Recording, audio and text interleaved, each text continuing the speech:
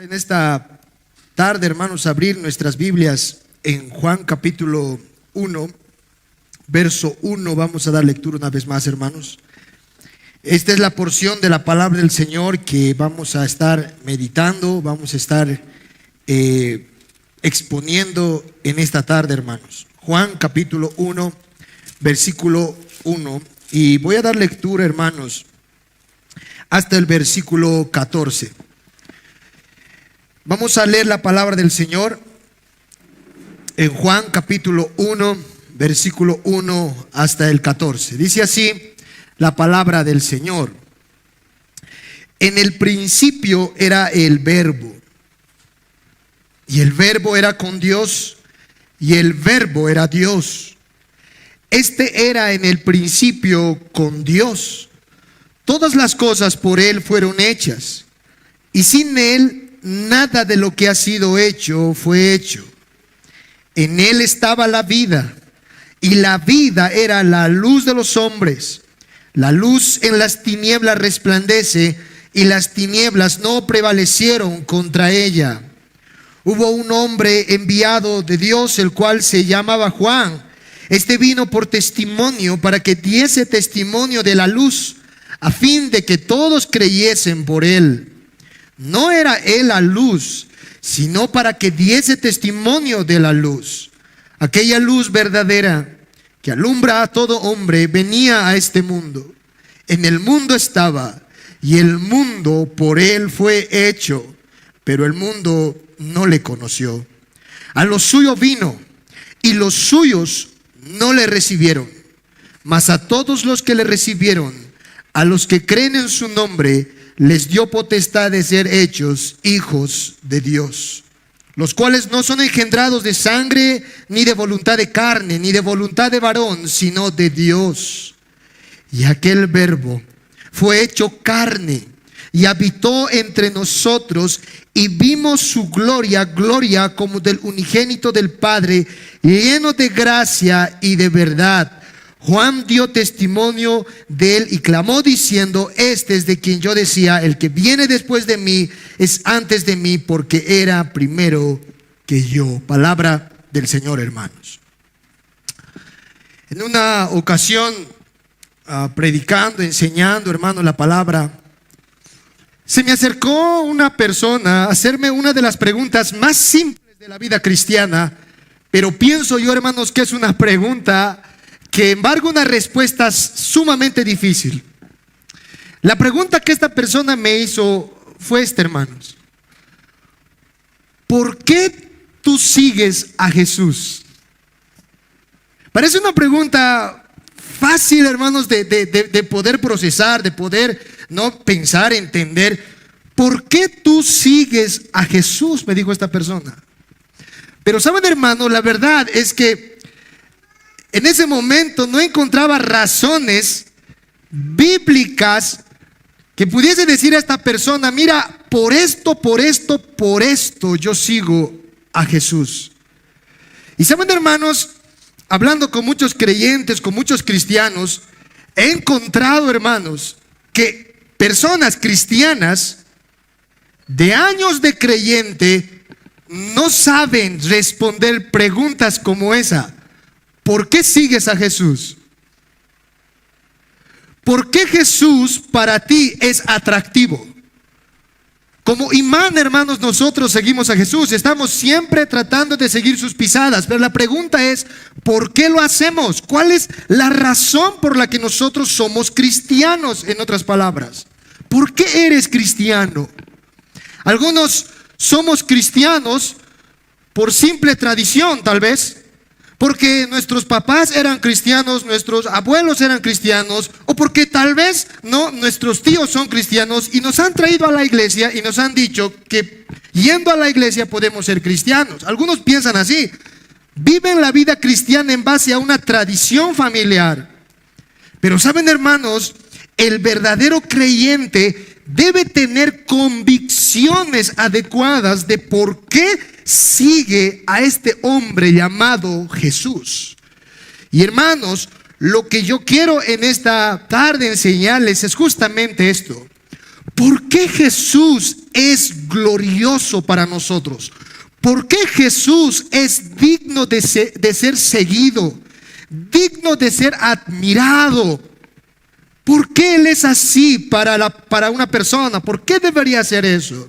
Y hermanos, bíblicamente hay dos razones por las que todo ser humano debe seguir a Jesús. Jesús es glorioso, es digno de ser seguido en primer lugar porque es el creador de todos. Jesús es glorioso porque es creador de todo, hermanos. Y en segundo lugar, vamos a ver que Cristo es glorioso porque Él es nuestra única esperanza. Él es la única esperanza para el hombre. Así que, hermanos, vamos en esta tarde a frenar un poquito Apocalipsis, y quisiera yo, hermanos, que podamos retornar una vez más a los fundamentos de nuestra fe cristiana. ¿Por qué seguimos a Jesús? ¿Por qué estás aún siguiendo al Señor Jesucristo? Hermanos, en primer lugar, entonces, vayamos a considerar que nosotros seguimos a Jesús como creyentes porque Él es nuestro creador. Él es nuestro creador. El Evangelio de Juan capítulo 1, leamos el verso 1, nos dice la Escritura que en el principio era el Verbo. Así dice el pasaje, así comienza Juan. Y el Verbo era con Dios y el Verbo era Dios. Ahora, cuando, hermano, tú lees esas primeras palabras, en el principio, ¿dónde te lleva, hermanos, cuando tú escuchas esa palabra? En el principio. ¿A dónde nos lleva en nuestra mente el Señor? A Génesis. A Génesis capítulo 1, versículo 1. Juan está hablando, hermanos, de la creación. De Génesis capítulo 1, verso 1. Dice Génesis 1:1: en el principio creó Dios los cielos y la tierra. Juan en el verso 1 está diciendo que en ese principio en Génesis, cuando se creó todas las cosas, estaba alguien allí en ese principio. Y Juan dice en el verso 1 que en ese principio era el Verbo. Y era el Verbo el que estaba con Dios en ese principio, y era el Verbo el mismo Dios. El Verbo, hermanos, en ese versículo es Cristo. Cristo es ese Verbo. En el versículo 14, más adelante, va a decir Juan que ese Verbo se había hecho carne, se encarnó. Es Jesús el Verbo de Dios. Ahora, es interesante, hermanos, que podamos un poquito meditar en lo que significa la palabra verbo. ¿Qué es un verbo? Esta palabra verbo, hermanos, significa literalmente palabra. Logos es en el griego. Lo que está diciendo Juan es que en el principio estaba la palabra de Dios, hablando de Cristo. Juan está diciendo, hermanos, en el principio estaba Cristo, la palabra de Dios. Y es a través de Cristo, la palabra de Dios, el logos de Dios, que se hicieron todas las cosas. Cuando tú lees, hermano, por ejemplo, el versículo 3, vayamos de Juan capítulo 1, 3, Juan va a decir, todas las cosas por Él, por el Verbo, por Jesús fueron hechas, y sin Él nada de lo que ha sido hecho fue hecho. Si sigues más abajo en el versículo 10, leamos, hermanos, dice Juan en el versículo 10, en el mundo estaba, hablando de Jesús, y el mundo por Él fue hecho. ¿Por quién fue hecho el mundo, hermanos? ¿Quién creó el mundo? Dice Juan, Jesús. Por medio de Él fue hecho el mundo. Él es el creador del mundo. Ahora, cuando nosotros vamos a Génesis, hermanos, no encontramos ahí ninguna referencia de Jesús. En Génesis capítulo 1, versículo 1 en adelante, no encontramos la palabra Jesús allí. Y podemos preguntarnos entonces, ¿cómo es eso que Jesús creó el mundo en Génesis? Porque en Génesis no aparece el nombre de Jesús. Hermanos, otra vez, Juan nos está diciendo que en el principio sí estaba Jesús, pero Jesús era la palabra de Dios, el Verbo de Dios, el Logos de Dios. Y fue por medio de la palabra de Dios, dice Juan, que Dios creó todas las cosas. Y saben, hermanos, Juan no se está equivocando, porque en Génesis capítulo 1, el instrumento que Dios usó para crear las cosas, ¿qué fue, hermanos? Su palabra. ¿Se acuerdan? ¿Cuántos hemos leído Génesis capítulo 1, versículo 1 en adelante? Cuando Dios hizo los cielos y la tierra, la luz, el mar, Dios, hermanos, solamente habló. Dios dijo, sea la luz, fue la luz. Dios dijo, haya lumbreras, y fueron las lumbreras. El instrumento, el medio que Dios usó para crear el universo fue su palabra, lo que dijo. Y la pregunta es, ¿quién era esa palabra de Dios en Génesis? ¿Quién era el verbo de Dios, el logos de Dios? Dice Juan, ese era Jesús. Jesús era la palabra de Dios, el verbo de Dios. Por eso dice la palabra del Señor que es a través de Él que fueron creadas todas las cosas. Jesús, hermanos, fue el instrumento creador de todo el universo. Si tú vas a Colosenses, acompáñame allá, hermanos, capítulo 1, versículo 16. Colosenses capítulo 1, 16. El apóstol Pablo también afirmaba esta verdad. En Colosenses capítulo 1, versículo 16 dice la palabra del Señor. Voy a leer versículo 16. Porque en Él, hablando de Jesús, porque en Él fueron creadas todas las cosas. Fueron creadas todas las cosas, las que hay en los cielos y las que hay en la tierra, visibles e invisibles, sean tronos, sean dominios, sean principados, sean potestades. Y ahora observen, hermanos, el texto. Todo fue creado por medio de Él y para Él. ¿Quién es ese Él? Ese Él es Jesús. Todo, dice Pablo, todo lo que tú ves con tus ojos, el sol, la luna, las estrellas, todo fue creado por medio de Jesús y para Jesús. Hermanos, Jesús estuvo en Génesis capítulo 1. Lo que les estoy diciendo, hermanos, es que Jesús es el que te hizo a ti y a mí. Fue el mismo Cristo, hermanos, el que te creó, el que te formó del polvo.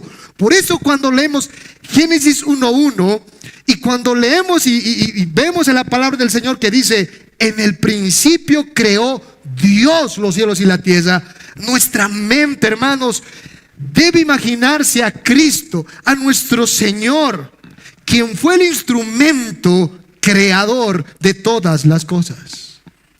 Ahora, hermanos, hay algo más.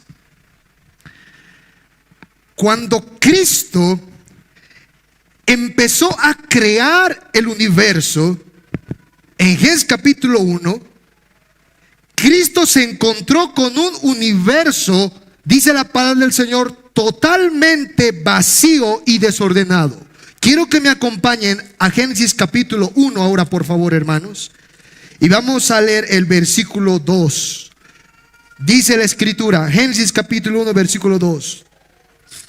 Y la tierra estaba desordenada y vacía, y las tinieblas estaban sobre la faz del abismo, y el Espíritu de Dios se movía sobre la faz de las aguas. ¿Qué nos dice la palabra del Señor? La tierra estaba desordenada y vacía. Desorden y vaciedad era lo que caracterizaba este mundo. El mundo iba a estar en ese mismo estado siempre y cuando Dios no hubiera hecho algo con este mundo. Fue Dios a través de su palabra que ordenó y llenó este mundo, hermanos. Dios a través de su verbo, de su logos, de Cristo, fue que Él colocó sentido a este mundo, orden, y llenó la tierra. Por eso cuando tú lees la historia de la creación, tú puedes ver que en los primeros 3 días Dios se dedicó a través de su palabra a colocar orden. Dios separó la luz de la oscuridad, el cielo del mar, la tierra de las aguas, y creó la vegetación como comida para las criaturas que más tarde Él mismo haría. Dios colocó orden, separó las cosas en su respectivo lugar en los primeros 3 días. En los últimos 3 días, dice la historia de la creación, que Él llenó la tierra. Ahí estaba el cielo, hermanos. Y Dios dijo, ahora, ¿cómo vamos a llenar el cielo? Entonces Dios creó el sol y la luna, las estrellas en los cielos para que marcaran las estaciones. Luego el Señor vio la tierra, y en la tierra dijo, ¿cómo vamos a llenar esta tierra? Entonces Dios dijo, vamos a hacer animales y plantas para que llenen toda esta tierra. Y por último, hermanos, dice la palabra del Señor que Él creó al hombre. Lo colocó al hombre para que gobernara toda la creación. Fuese, hermanos, el regente, fuese el administrador de todo el universo. Y es así como Dios, a través de su palabra, Dios a través de su logos, de su verbo, colocó orden y colocó llenura a esta tierra. Ahora, hermanos, este es un principio de la fe cristiana. Fue Cristo, hermanos, el que nos demostró a través de su creación que Él es el único que puede colocar orden y llenura en la vida de un ser humano. Solo Cristo, hermanos. Sin Cristo, sin el toque de Jesús, sin Él, hermanos, todo está vacío y desordenado. El mundo estuvo así hasta que el mismo Cristo, como instrumento de Dios Padre, colocara manos a la obra de la tierra. Si Cristo no hubiera tocado este mundo hubiera seguido un desastre, desorden y vaciedad. Hermanos, si Cristo no está reinando en la iglesia, si Cristo no está siendo visto en la iglesia como debe ser visto, la iglesia entonces va a sucumbir en un desorden y en una vaciedad. ¿Por qué el mundo, hermanos, está tan desordenado y tan vacío? ¿Nunca se ha puesto a pensar eso? ¿Por qué el mundo, hermanos, vive en un caos total? Se casan, se divorcian, se vuelven a casar, se vuelven a divorciar. ¿Por qué el mundo está así? ¿Por qué el mundo está vacío? Parece que quiere llenar con cosas sus vidas. ¿Por qué vive este mundo de esa manera? Porque el mundo no tiene a Cristo, no tiene a Jesús. Hermanos, cuando el pueblo de Dios se aleje de Jesús, cuando el pueblo de Dios ignore a su creador, el pueblo de Dios sucumbirá en el desorden y en la vaciedad. Es así, hermanos, la vida del ser humano. ¿Por qué en ocasiones nosotros como pueblo de Dios, hermanos, desordenamos nuestras vidas? Nos pasa. En ocasiones, hermanos, nosotros como creyentes colocamos nuestras prioridades cabeza abajo. Lo desordenamos todas nuestras vidas. ¿Por qué? Porque no tenemos a Cristo reinando en nuestras vidas. Porque Cristo no está tocando nuestras vidas. ¿Por qué en ocasiones nos sentimos vacíos? ¿Nunca se han sentido así, hermanos? Como alguien dice, ujus nomás. Parece que la vida cristiana es laca, no es dulce, sin sabor. Venimos y nos vamos. No nos da a veces ganas de orar. No tenemos ese entusiasmo, ese fuego para servir al Señor. ¿Por qué nos pasa eso? ¿Por qué tendemos a sentirnos vacíos, huecos? La respuesta de Cristo es que yo no reino ahí. Es que yo no estoy tocando tu vida en el punto donde tengo que tocar. Yo no estoy ahí. Cuando Cristo no esté en un lugar, hermanos, hay desorden y hay vaciedad. Eso nos dijo la creación del mundo. Este mundo nos enseñó eso, hermanos. Todo lo creado nos enseñó eso de nuestro Señor. Por eso, hermanos, nosotros tenemos que glorificar al Señor, Por eso tenemos que buscar el rostro de Jesús, hermanos. ¿Por qué tenemos que seguirle a Jesús? Porque solamente en Jesús vamos a poder encontrar orden y llenura en nuestras vidas.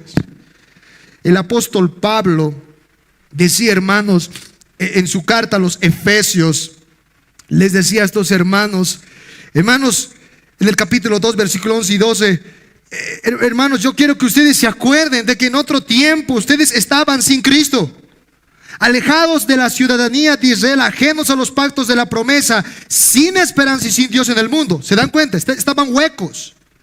Y Pablo más adelante diría, hermanos, ahora yo oro por ustedes, para que ustedes conozcan el amor de Cristo, que excede a todo conocimiento, para que sean llenos de toda la plenitud de Dios.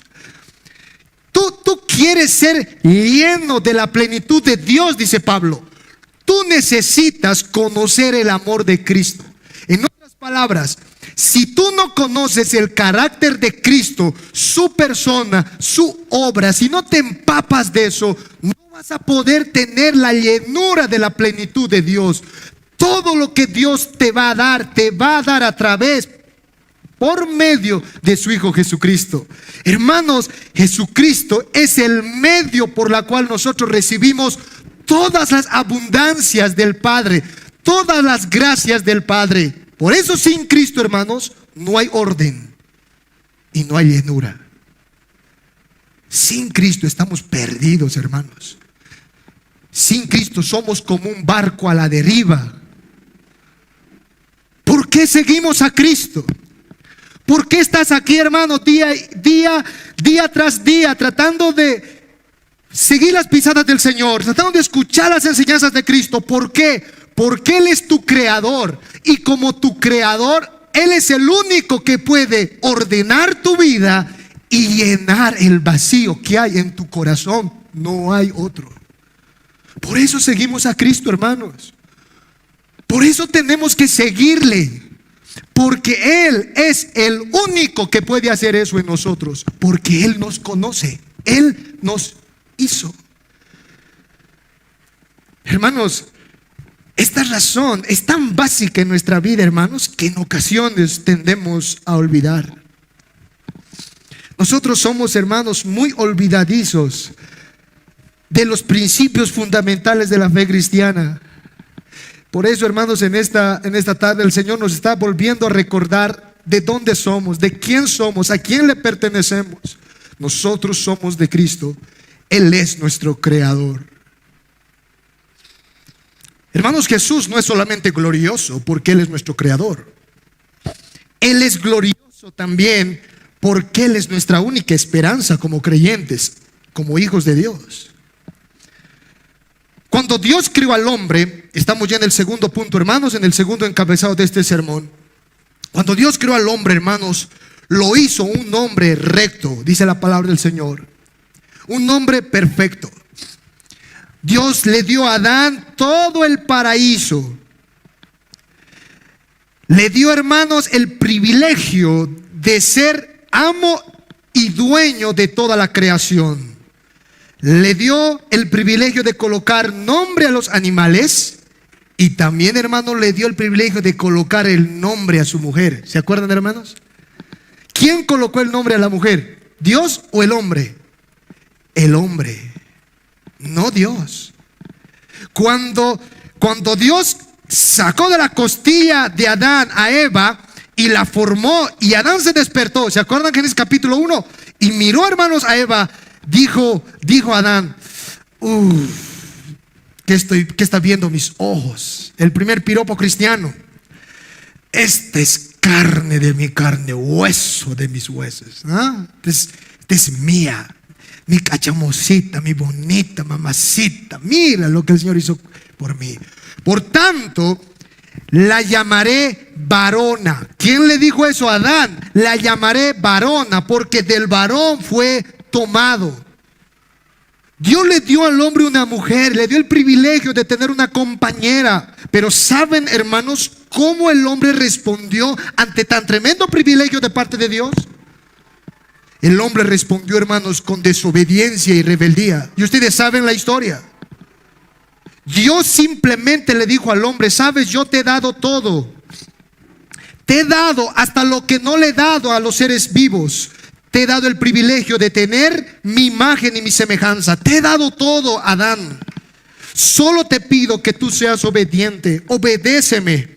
De todos los árboles del huerto podrás comer, pero del árbol que está en medio del huerto, Adán, no comerás de él, porque el día que de él comieres ciertamente morirás. Hermanos, el problema no era el árbol. No era el árbol el problema, hermanos. Lo único que el Señor quería con el hombre es que el hombre aprenda a depender de su Creador. Que el hombre vive en una relación de dependencia y obediencia a su Señor. Por eso le dijo a Adán: Adán, obedéceme. Solo pido tu obediencia, hijo. Solo obedéceme. Sujétate a mí. Pero saben, hermanos, el hombre, por su propia voluntad, se rebeló contra su Creador. Y nosotros vemos en Génesis capítulo 3 que el hombre cayó, hermanos. La serpiente tentó a la esposa de Adán, que era Eva, y Eva comió, hermanos, de ese fruto y le dio también a su marido, el cual comió, dice Génesis capítulo 3. Y de esa manera, hermanos, ellos desobedecieron, se rebelaron contra el Señor. Y saben, hermanos, lo terrible de ese acontecimiento es que todo lo que estos dos seres humanos hicieron afectó a toda la raza humana. Romanos capítulo 5 versículo 12, vayamos ya con nuestras Biblias. El apóstol Pablo, hablando de ese momento, de esa rebelión de Adán, el apóstol Pablo explicó esto a la iglesia en Roma. Romanos capítulo 5 versículo 12. Romanos 5:12 dice la escritura: por tanto, como el pecado entró en el mundo por un hombre, y por el pecado la muerte, así la muerte pasó a todos los hombres por cuanto todos pecaron. Por cuanto el pecado entró en el mundo por un hombre, está hablando de Adán.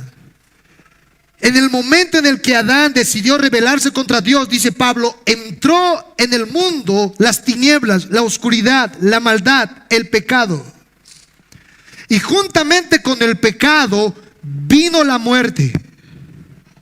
Hermanos, la muerte es una de las cosas que el ser humano no quiere oír, no quiere escuchar.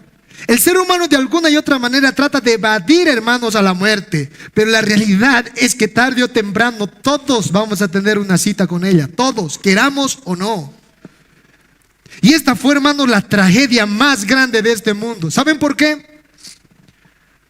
Porque el pecado y la muerte no solo afectó a los hombres como nosotros, sino también afectó a los niños, a los bebés. Hermanos, los niños y los bebés no nacen inocentes. Hermanos, los niños y los bebés no nacen santos. No son angelitos, hermanos, bíblicamente, no lo son. El salmista en su capítulo 51, versículo 5 dijo, hermanos: he aquí, en maldad he sido formado, y en pecado me concibió mi madre. Me hizo nacer mi madre en pecado. Imagínense, hermanos, lo que está diciendo David. Yo no es que me hago pecador, no, es que yo ya soy pecador. Desde el vientre de mi madre, desde el momento en que mi padre pecador y mi madre pecadora se unieron en relación sexual, formaron un pecadorcito.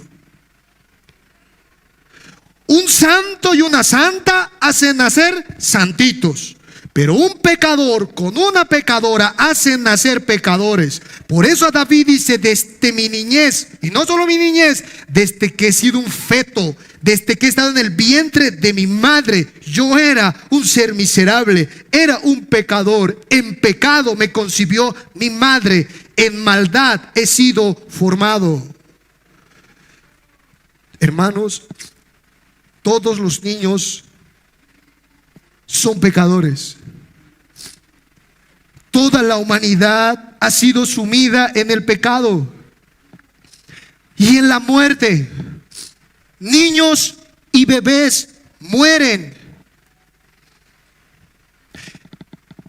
Hombres y mujeres mueren, y no hay quien pueda detener la muerte.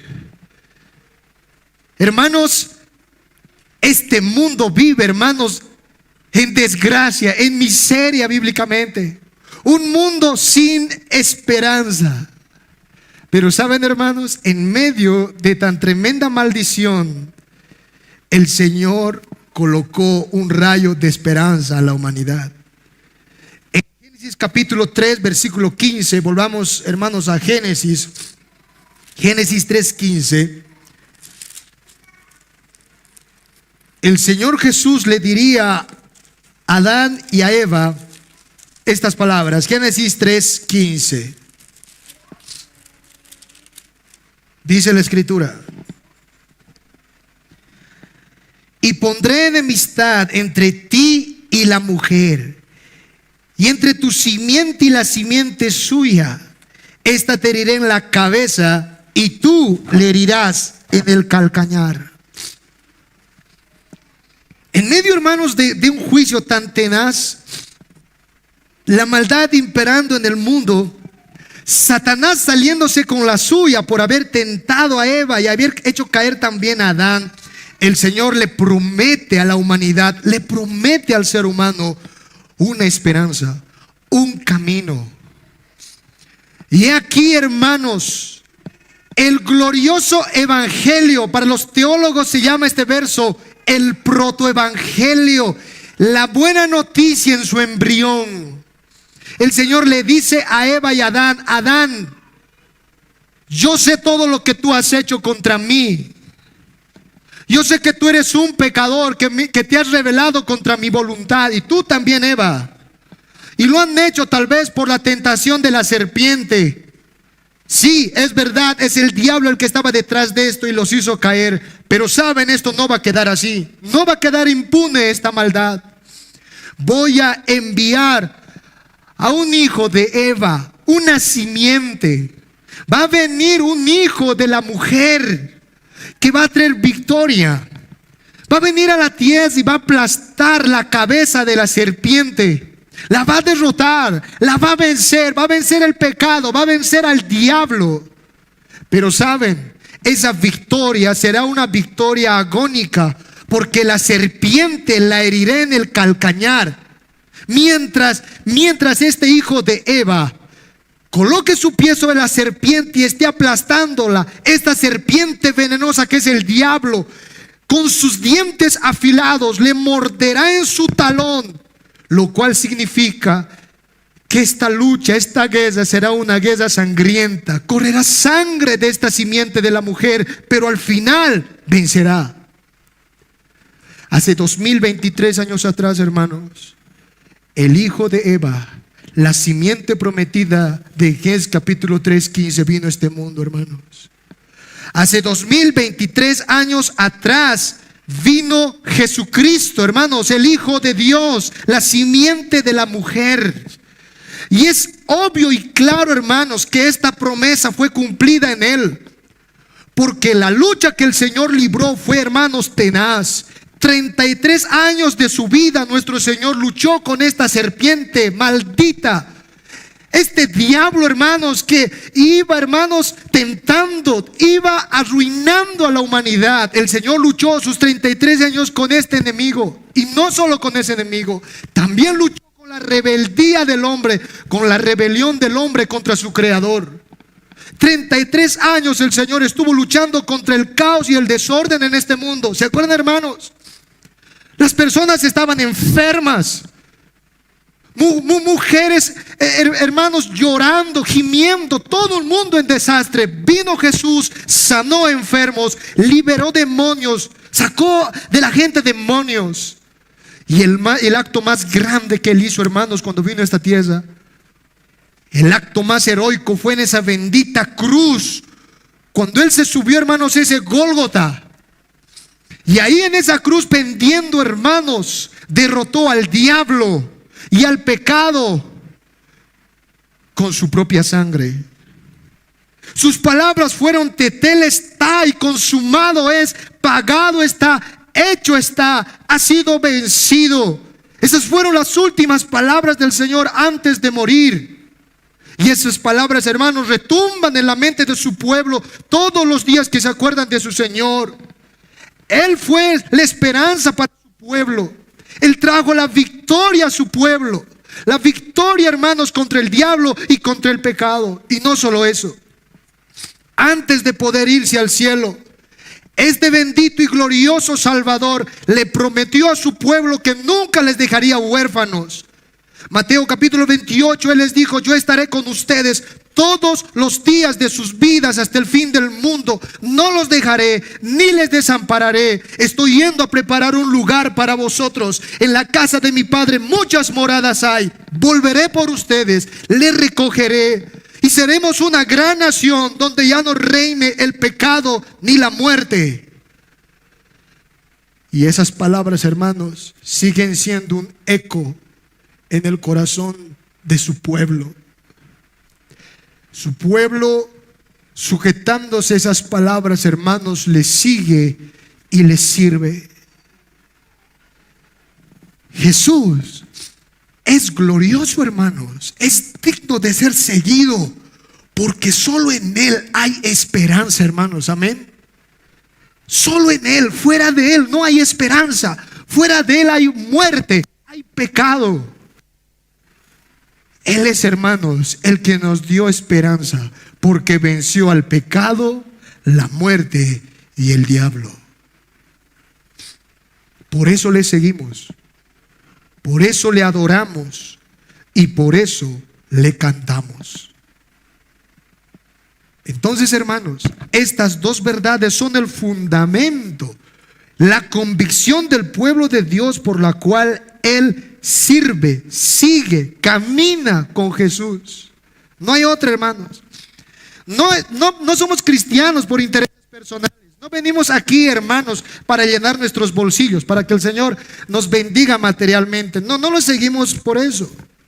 Tampoco le seguimos para que Él, hermanos, arregle, no sé, hermanos, algunas cositas que están mal en nuestro corazón. No, hermanos.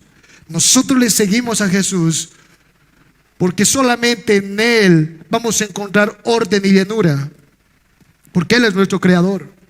Y le seguimos a Jesús porque Él es nuestra única esperanza. Lo ha sido.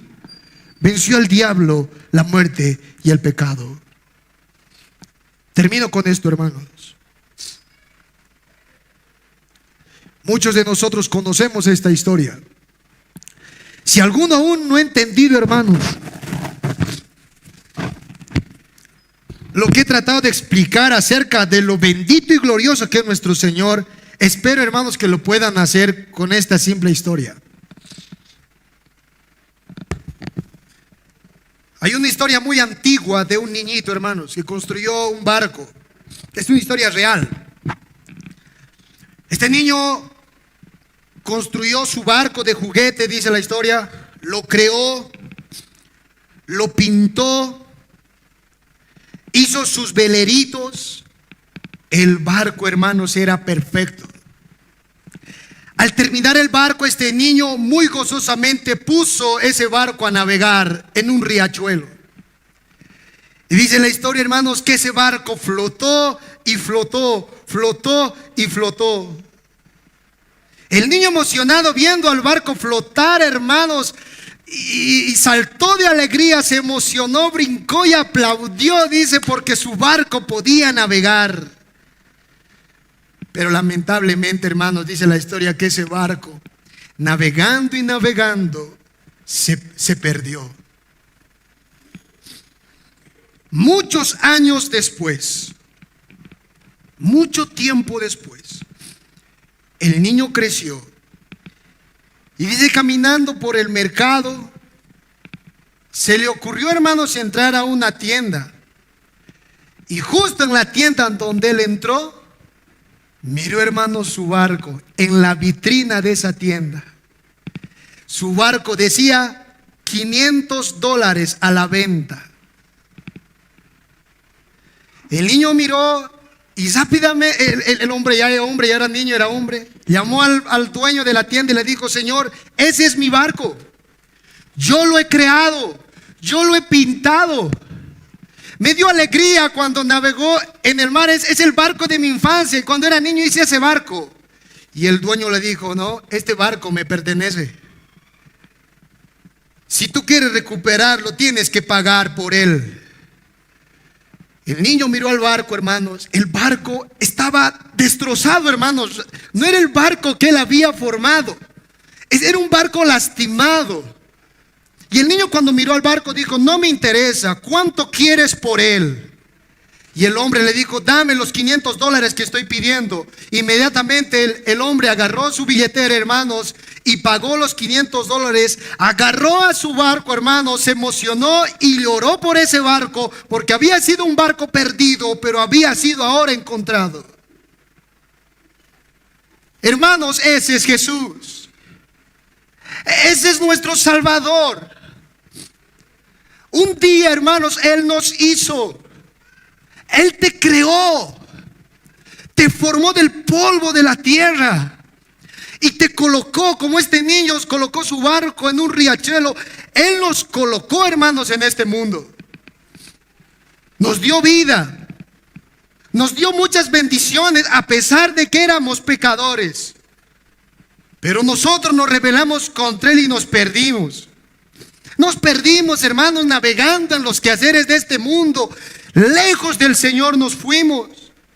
Y no sé, hermanos, después de mucho tiempo,